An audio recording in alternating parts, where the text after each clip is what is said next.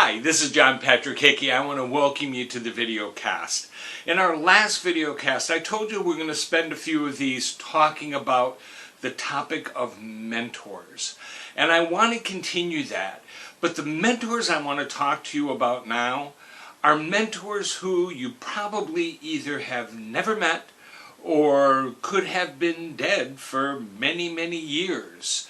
So, how do you learn from someone you've never met? How do they become your mentor? Because remember, a mentor is someone who is giving you specific things to help you. These are things that are geared towards you, that are going to apply to you. Now, you can read lots and lots and lots of books on success. You can read a lot of books on personal development and personal growth. And some of them will mean something to you, some of them not so much. And that doesn't mean that they're bad books. It means that what happens is we learn from the things we read, but we don't always connect to the things that we read. There are some authors who are really good. Matter of fact, I was thinking about this just a short time ago. I did a rereading, and I try to do this there are certain books I try to read over again every year or every couple years. And one of these books is a classic. It's James Allen, As a Man Thinketh. Now, it is definitely a classic book for success-minded people. I recommend the book because it has a lot of valuable stuff about how we think and how that applies to our life and the things that we do. But the thing is that James Allen just doesn't connect to me. Every time I read the book, and every time I do a rereading of it, I think, okay, maybe this time, because I know the basic principles of the book, it's going to mean a lot more. And it doesn't. It connects to me in the sense that I understand the value of the book. I understand what he's saying. He just doesn't connect. There's not that meshing that I get with others. But there are some writers that I'm just totally connected to. I can read their stuff, I can read it over and over and over again, and each time it's like they personally are talking to me. Each time they connect. Now, there are three really important authors to me who I read and I read a lot of, and to me, I see them as mentors. One of these is the great Napoleon Hill, who wrote Think and Grow Rich, along with many, many other books. I like Hill's writing. I like the way that he connects, how he communicates. I like the way that when he's talking, I feel like he's talking to me. I understand him. Not just understanding him on a level of an intellectual understanding the words he's saying.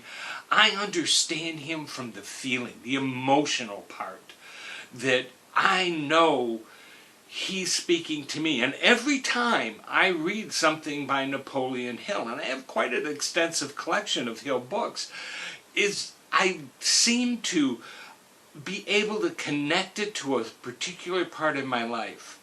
Another author, and out of all the authors that I read and those who I kind of connect with as mentors, I would say he is amongst, if not at the top of the ones I get. And that's a man named Dave Roper. Dave Roper is still alive. He's not someone who has passed on years ago. Dave Roper wrote, the first time I started reading him was in a little devotional book that I like to read. It's called Our Daily Bread by the Radio Bible Class. And Roper is one of many writers that they have. But every time I read him, I felt like he wrote this to me. It was like reading a personal letter. It was more than just a lesson or a Bible lesson or something that was inspirational to me. It connected. He connects with me. Now, I have never met Mr. Roper. I don't know if I ever will. But it doesn't matter. I still see him as my mentor. And I make a habit. Every day I have a devotional time that I have. And I have many of his books. Matter of fact, I think I have pretty much all of his books. I search for anything new that I might not have. And he hasn't written anything brand new in quite a while. But I read something from his books every day. And it just is uncanny how he just connects to where my life is. And I learn from him and I can grow. He tells me things that I really need to know. That is what a mentor does. You don't have to know a person in order to do that. Now the third one, because I mentioned that there were 3 writers that are important to me, is John Maxwell. And most people, most success-minded people today, know who Dr. John Maxwell is. I have met Dr. Maxwell a couple of times. He wouldn't know me if I walked up to him and bid him, but I have had the opportunity to see him live, to meet him, to talk with him for a short time at a gathering. He is a wonderful writer, and he's somebody who every time I read a book by him, I connect to. I just understand. He tells me things I need to know. And that's what a mentor does. Do you have an author that you can connect to? It could be somebody who is new. Another person who I really feel has mentored me in many ways, and yet has been gone a very long time, is Ben Franklin. I read Franklin's material and I learn a lot. Again, there's that connection. It's important to read and to learn. But when you're reading, think about what it is that's being said to you. Think about the person who's talking. Are they talking to you? Or are you just overhearing a conversation? You'll learn from it either way. Either way, there's great benefit there. But what is it that it's saying to you as an individual? Find those authors. Embrace them. Read absolutely everything that you can get your hands on by them, and read them over again and again and again.